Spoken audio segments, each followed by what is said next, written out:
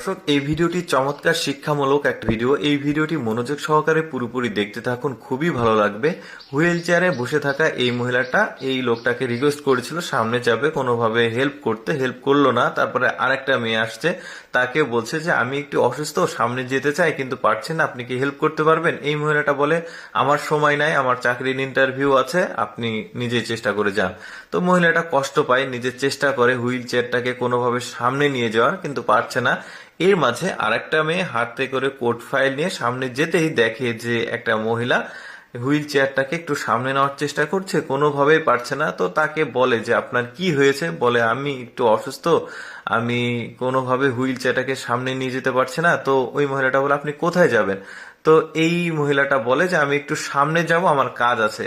আর এই মেয়েটা বলে সমস্যা নাই, আমি আপনাকে সামনে এগিয়ে দিচ্ছি। দেখুন, ভিডিওর শেষে গিয়ে বুঝতে পারবেন এটা একটা সিক্রেট ব্যাপার। এই মহিলাটা একটা দারুণ ক্যারেক্টার আছে, ভিডিওর শেষের দিকে আপনারা সেটা বুঝতে পারবেন। তো যাই হোক, এই মেয়েটাকে এই মহিলাটা থ্যাংক ইউ দেয়, মেয়েটা এখান থেকে চলে যায়।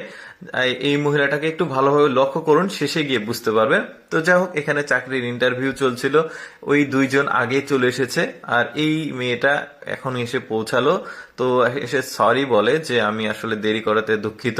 তখন সবাইকে বলে যে আপনাদের নিজ নিজ যে যোগ্যতা সেটা বলুন আমাকে। তো এই লোকটা বলে আমি এমবিএ কমপ্লিট করেছি, ওদের চাইতে যোগ্যতা বেশি। এই মেয়েটা বলে যে আমিও এমবিএ কমপ্লিট করেছি, আমি খুব ভালো রেজাল্ট করেছি, আপনি চাইলে আমার এই ফাইলটাকে দেখতে পারেন।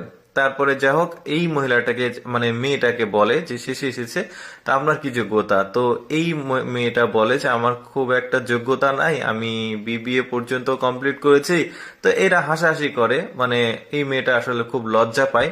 তো এখন এই লোকটা বলে যে আপনারা হাসাহাসি করবেন না, আপনাদের কিছু পরীক্ষা আছে, আমি বলছি সেটা সেটা হচ্ছে আপনাদের ভদ্রতা, আপনাদের যোগ্যতা এবং আপনাদের সবকিছু মিলিয়ে আসলে আজকের এই ইন্টারভিউটি অনুষ্ঠিত হবে। আপনাদের কিছু প্রশ্ন করব, সেটার উত্তর আপনাদেরকে পারফেক্টলি দিতে হবে, তাহলে আপনাদের মধ্যে যে কোনো একজনের চাকরি হবে। তো সবকিছু বুঝিয়ে বলে, মানে ভদ্রতা, যোগ্যতা সবকিছু মিলিয়েই। তো এরা ভাবতে থাকে কি প্রশ্ন করবে। তখন এই লোকটা কিছু প্রশ্ন করে যে আপনি বলুন আমাদের কোম্পানির প্রোডাক্ট সম্পর্কে বলুন। তো এই লোকটা মানে উল্টাপাল্টা বলতে শুরু করে, খুব একটা ভালো পারে না।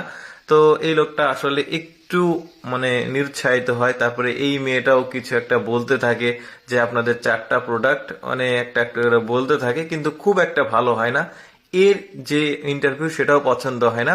পাশে একটু কম পড়াশোনা করা যে মেয়েটা, মানে বিবিএ পর্যন্ত পড়েছে, তাকে জিজ্ঞেস করতে সে সুন্দরভাবে বর্ণনা দেয় তাদের কোম্পানির 4টা প্রোডাক্ট আছে, প্রতিটা প্রোডাক্টের কি কি গুণাবলী, কি কি উপকরণ দিয়ে তৈরি, কোথায় কোথায় বিক্রি হয়, কতটুকু বিক্রি হয়, সবকিছুই সে আগে থেকে আসলে ইন্টারনেটে সার্চ করে জেনে এসেছে। তো তার এই ইন্টারভিউটা খুবই মানে এই লোকটার পছন্দ হয়।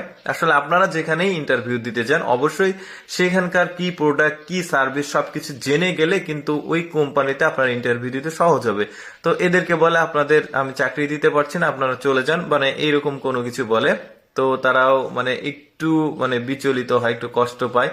কিন্তু তারা একটু মানে এখানে বড় বড় কথা বলে যে আপনারা বললেন যে যোগ্যতার ভিত্তিতে চাকরি হবে, তো ওর পড়াশোনা তো আমাদের চাইতে কম, তাহলে কেন ওকে চাকরি দিলেন? কিন্তু মূল ব্যাপারটা ছিল একদমই আলাদা। এই মহিলাটাকে দেখুন, ভিডিও শুরুতে আমি বলেছিলাম হুইল চেয়ারে বসে থাকা মহিলাটাকে একটু মনে রাখবেন, পরে গিয়ে দেখতে পাবেন, মানে সিক্রেট ব্যাপার। এই মহিলাটা আসলে এই অফিসের বস, তিনি হুইল চেয়ারে বসে থাকার জাস্ট একটা অভিনয় করেছে এবং তাদের ইন্টারভিউ কিন্তু রাস্তাতেই নিয়ে নিয়েছে।